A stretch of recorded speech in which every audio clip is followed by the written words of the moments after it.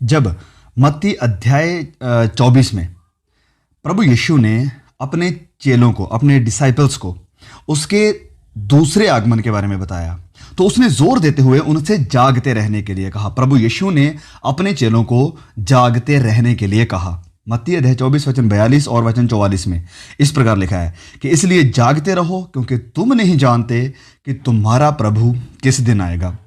फिर वचन 44 में लिखा है कि इसलिए तुम भी तैयार रहो, क्योंकि जिस समय के विषय में तुम सोचते भी नहीं हो, उसी समय मनुष्य का पुत्र आ जाएगा। और फिर आगे अध्याय 25 वचन 13 में इसी प्रकार लिखा है कि इसलिए जागते रहो, क्योंकि तुम ना उस दिन को जानते हो और ना उस समय को। तो आत्मिक रूप से सतर्क और हर समय तैयार रहना, यह सबसे जरूरी और सबसे महत्वपूर्ण बात है, ना कि भविष्यवाणी के तथ्यों की हर एक छोटी छोटी डिटेल्स को अपने ध्यान में रखना या इन सब का ज्ञान रखना। मत्ती 25 में, जो कि एक कंटिन्यूएशन है चैप्टर 25 की, यीशु उसके आने की तैयारी के लिए 3 एरियाज के बारे में बात करते हैं। प्रभु यीशु अध्याय 25 में अपने आने की तैयारी के लिए 3 एरियाज के बारे में बात करते हैं, जिनमें से हमें जागने और फेथफुल रहने की जरूरत है। तो सबसे पहले क्या है? पहला है गुप्त जीवन में वफादारी, फेथफुलनेस इन आ सीक्रेट लाइफ। मत्ती अध्याय 25 वचन 1 से लेकर 13 तक में इस दृष्टांत में यीशु ने 10 कुंवारियों के बारे में बात की थी, और यह ध्यान दें कि इनमें से कोई भी वैश्या नहीं थी, आत्मिक वैश्या। ये सभी कुंवारी थी। दूसरे शब्दों में, उन सब की मनुष्यों के सामने एक अच्छी गवाही थी। उनके दीपक जल रहे थे, वचन 16 में लिखा है, और उनके भले काम, उनके जो अच्छे काम थे, दूसरे लोगों को नजर आ रहे थे। फिर भी इन कुंवारियों में सिर्फ 5 ही अक्लमंद थी, सिर्फ 5। लेकिन शुरुआत में ये किसी को नजर नहीं आया था, किसी को भी। उसमें से सिर्फ 5 ही ने अपनी कुप्पियों में तेल लिया था, जैसे हम पढ़ सकते हैं वचन 4 में। तो कुप्पियों में भरा तेल रात में वैसे नजर नहीं आता है। कुप्पियों में जो भरा हुआ तेल है, रात के अंधेरे में वैसे नजर नहीं आता है जैसे कि ज्योति में, जैसे कि रोशनी में नजर आता है। और ये परमेश्वर के सामने हमारे उस छुपे हुए गुप्त जीवन के बारे में बताता है, जिन्हें दूसरे मनुष्य इस संसार के अंधकार में नहीं देख सकते हैं। अंधकार के लोग इस हमारे जो गुप्त तेल है उसे नहीं देख सकते हैं। तो हम में से हर एक के पास एक कुप्पी है, हर एक के पास। सवाल अब यह है कि उसमें तेल है या नहीं। पूरे पवित्र वचनों में तेल को पवित्र आत्मा के रूप में इस्तेमाल किया गया है। तो बहुत से लोग सिर्फ उनकी बाहरी टेस्टिमनी से, अपने बाहरी जिंदगी से ही प्रसन्न हैं और संतुष्ट हैं, सेटिस्फाइड हैं। यह उनकी सबसे बड़ी भूल है। पीड़ाओं और परीक्षाओं के समय में हमें यह एहसास होता है कि सिर्फ बाहरी रोशनी ही काफ़ी नहीं है। एक इंसान को एक जयवंत रूप में आगे बढ़ने के लिए उसमें एक अंदरूनी गॉडली जीवन का होना बहुत ही जरूरी है। वचन में लिखा है, नीति वचन अध्याय 24 वचन 10 में, कि जो परखे जाने पर कमजोर पाया जाता है वह वास्तव में कमजोर होता है। जो कमजोर पाया जाता है। जीवन में आने वाले संकट, हमारी जिंदगी में आने वाले संकट, मुश्किलें हमें यह दिखाते हैं कि हम कितने मजबूत हैं या हम कितने कमजोर हैं। इस दृष्टांत में जो कि हमने पढ़ा है 10 कुंवारियों का जो दृष्टांत है, इसमें संकट यह था, इस दृष्टांत में संकट यह था कि दूल्हे ने आने में देर कर दी थी। यही वह समय होता है जो हमारी आत्मिकता की सच्चाई को साबित करता है। जिसमें विश्वास है वह अंत तक धीरज रखता है और साल्वेशन को पाता है, जिसमें विश्वास है। और यही वह समय भी होता है जो यह साबित कर देता है कि किसके जीवन में आत्मा का वह कंटेंट है और किस में नहीं है। ज्यादातर उस बीज की तरह होते हैं जो जल्दी ही उग गए, लेकिन उसमें कोई भी भीतरी जीवन नहीं होता है, उनके अंदर जीवन नहीं होता है, उनके हृदयों में मिट्टी की गहराई नहीं थी। मरकुस अध्याय 4 वचन 5 में जैसे कि लिखा हुआ है। इस वजह से नए विश्वासियों की आत्मिकता और उनके हृदय के संपूर्ण परफेक्ट समर्पण के बारे में जांचना मुश्किल होता है। अगर हम में इंतज़ार करने का सब्र होगा, तब वक्त जाहिर करेगा कि सच्चाई क्या है, क्या वह कमज़ोर हैं या मजबूत हैं। इस तरह मसीह कहने के लिए तैयार रहने का तरीका यही है कि परमेश्वर के सामने शुद्धता यानी प्योरिटी और वफादारी की ज़िंदगी गुजारें।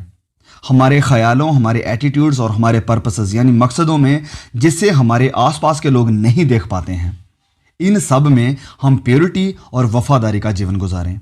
अगर ये बातें हम में नहीं हैं, तो हम ये सोचते हुए अपने आप को धोखा दे रहे हैं कि हम मसीह की आमद के लिए तैयार हैं। अगर अगर हमारी जो पर्सनल लाइफ है, हमारा जो गुप्त जीवन है, उसमें अगर वफादारी नहीं है तो दूसरी बात जो प्रभु यीशु इस दृष्टांत में बताते हैं वो है हमारी सेवकाई में वफादारी, फेथफुलनेस इन आवर मिनिस्ट्री।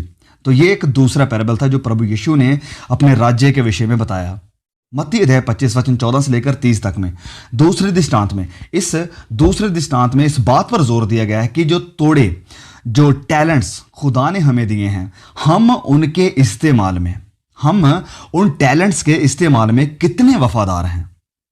ये टैलेंट्स रिप्रेजेंट यानी इशारा करते हैं हमारी मटेरियल पोजेशन की तरफ, हमारे धन दौलत की तरफ, हमारी एबिलिटीज, हमारी योग्यताओं की तरफ, जीवन में मिलने वाले हर अवसर, आत्मिक दान, वरदान, इन सब चीज़ों की तरफ। तो इस एरिया में सभी एक जैसे नहीं होते हैं।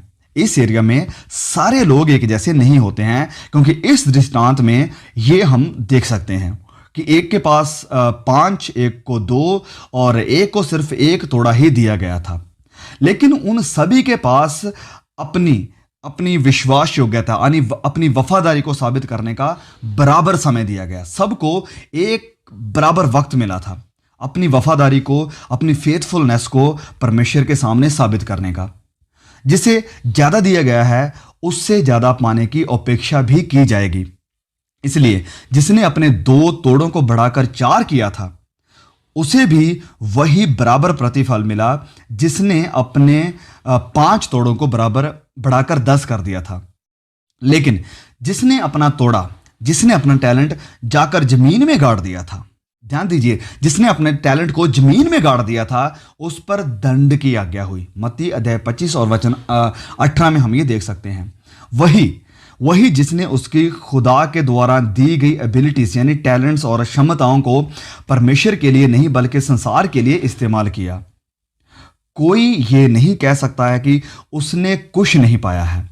कोई नहीं कह सकता है, क्योंकि सब ने परमेश्वर से कुछ ना कुछ पाया है। लेकिन प्रश्न ये है, सवाल ये है कि हम इन क्षमताओं को, हम अपनी एबिलिटीज को, अपने टैलेंट्स को किन कामों के लिए इस्तेमाल कर रहे हैं। जो कुछ हम अपने लिए इस्तेमाल करते हैं, जो कुछ हम अपने मकसद के लिए, अपने स्वार्थ के लिए इस्तेमाल करते हैं, वह उस तोड़े की तरह है जिसे भूमि में गाड़ दिया गया था। और जो कुछ हम परमेश्वर की महिमा के लिए इस्तेमाल करते हैं, सिर्फ वही अनंत धन के रूप में गिना जाएगा। एक व्यक्ति जो यह दावा कर रहा है कि वह प्रभु के लौटने के लिए तैयार है, लेकिन फिर भी वह परमेश्वर के द्वारा दी गई अपनी योग्यताओं को, अपनी क्षमता को खुदा के लिए इस्तेमाल नहीं कर रहा है, तो वह अपने आप को गुमराह कर रहा है, अपने आप को धोखा दे रहा है। अब आगे बढ़ते हैं पॉइंट नंबर 3 की तरफ, कि हमारे जो साथी विश्वासी हैं उनकी सेवा करने में वफादारी, faithfulness towards our fellow believers. मत्ती अध्याय 25 आयत नंबर 31 से लेकर 46 तक में हम इस दृष्टांत के बारे में पढ़ सकते हैं। तो ये अंतिम भाग है अध्याय 25 का। इस अंतिम भाग में यीशु हमारे साथी विश्वासियों की जरूरतों के प्रति हमारे मनोभाव के बारे में बात कर रहे हैं। उसकी वह जरूरत आत्मिक हो सकती है या शारीरिक हो सकती है, हम नहीं जानते हैं। यहां हम देखते हैं कि कुछ लोगों ने स्वर्ग के राज्य में इसलिए प्रवेश किया, सुनिए मेरी बात को, कुछ लोगों ने स्वर्ग के राज्य में इसलिए एंटर किया क्योंकि उन्होंने अपने साथी विश्वासियों की सेवा इस तरह की थी कि मानो वह प्रभु की सेवा कर रहे हों। उनकी सेवा ऐसे गुप्त रूप में थी कि उनके बाएं हाथ को भी यह मालूम नहीं था कि उनका दाया हाथ क्या कर रहा है, जैसे लिखा है मत्ती अध्याय 6 वचन 3 में प्रभु यीशु कहते हैं। और इतना ही नहीं, वह भलाई उन्होंने ऐसे गुप्त रूप में की थी कि जब प्रभु ने सुनिए, जब प्रभु यीशु ने उन्हें उन भले कामों के बारे में याद दिलाया तो उन्हें ये सब बातें याद भी नहीं थी। हम देख सकते हैं आयत नंबर 38 में। यीशु ने यहां यह भी सिखाया, प्रभु यीशु ने यहां यह भी सिखाया कि जो कुछ उसके एक छोटे से छोटे भाई के साथ किया जाता है, असल में वह उसके साथ किया जाता है। वचन 40 में यह लिखा है। यहां यह एक महत्वपूर्ण बात है कि वह छोटे से छोटे लोगों की बात करता है। सुनिए, प्रभु यीशु छोटे से छोटे लोगों की बात कर रहे हैं क्योंकि हमारा झुकाव, हम लोगों का झुकाव अक्सर गरीब और तुच्छ लोगों को अनदेखा करते हुए ज्यादा महत्वपूर्ण विश्वासियों की सेवा करने की तरफ होता है, ना कि गरीबों और तुच्छ लोगों की तरफ। और प्रभु यीशु का झुकाव था इन तुच्छ लोगों की तरफ जिन्हें कोई जानता भी नहीं था। तो सिर्फ ऐसे लोग ही प्रभु यीशु के साथ बादलों पर उठा लिए जाएंगे जिनकी प्रभु के लिए सेवा में अपने साथी विश्वासियों की प्रेम से देखभाल करना शामिल है। केवल वही लोग। एक दूसरी जगह मत्ती अध्याय 7 वचन 22 से लेकर 23 तक में, जो कि एक बहुत ही फेमस पैसेज है पवित्र बाइबल का। यीशु ने इस वचन में, मत्ती अध्याय 7 वचन 22 और 23 में, प्रभु यीशु ने एक लोगों के एक और ग्रुप के बारे में बात की। एक तो ये ग्रुप था जिन्हें पता भी नहीं था कि उन्होंने किया क्या है, तो एक ये ग्रुप था जिनके बारे में प्रभु यीशु ने बात की थी, और ऐसा ग्रुप जो इन लोगों के बिल्कुल ऑपोजिट है, जो बिल्कुल विपरीत है इनके। ये वह लोग हैं जिन्हें वह सारे भले काम, सारे अच्छे काम याद हैं जो उन्होंने प्रभु यीशु में किए थे, और वह भी खुदावंद यीशु की अदालत के सामने हैं, और वह खुदा को ये याद दिलाते हुए कह रहे हैं कि हमने तेरे नाम से दुष्ट आत्माओं को निकाला है, हमने तेरा कलाम सुनाया है, लोगों को यीशु के नाम से शिफा दी है। लेकिन उनके ये सब कुछ करने के बावजूद भी खुदा ने उन्हें कबूल नहीं किया, उन्हें रिसीव नहीं किया, क्योंकि उन्होंने खुदा के सामने पवित्रताई का, प्यूरिटी का एक गुप्त जीवन होने की सबसे पहली शर्त को पूरा नहीं किया था। वह अपने दानों वरदानों को ही सबसे महान बात समझते थे, लेकिन जो अपने फेलो बिलीवर्स हैं, अपने जो आसपास के विश्वासी हैं जिन्हें की जरूरत है, जो आशीषें परमेश्वर ने उन्हें दी हैं, उन आशीषों को इस्तेमाल करने के लिए जो परमेश्वर ने जरूरतें उन्हें दी थी कि अपने विश्वासियों के, अपने भाई बहनों की जरूरतों को पूरा करें, वह उसमें चूक गए। उन्होंने सिर्फ दान दौलत को इकट्ठा करने के लिए ही परमेश्वर के नाम को इस्तेमाल किया, ना कि अपने साथी भाई बहनों की जरूरतों को पूरा करने के लिए। तो आप खुदावंद यीशु मसीह की दूसरी आमद के लिए तैयार रहना चाहते हैं या तैयार होना चाहते हैं? तो आइए हम ये इन तीन बातों को हमेशा याद रखें। सबसे पहले कि गुप्त जीवन में वफादारी, faithfulness in our secret life, और हमारी सेवकाई में वफादारी, फेथफुलनेस इन आवर मिनिस्ट्री, और हमारे साथी विश्वासियों की सेवा में वफादारी। परमेश्वर इस मैसेज के दौरान आपको आशीष दे। उम्मीद है कि आपने बहुत कुछ सीखा होगा। प्लीज अगर सीखा तो मैसेज को शेयर जरूर कीजिए। May God bless you all. See you again. आमीन।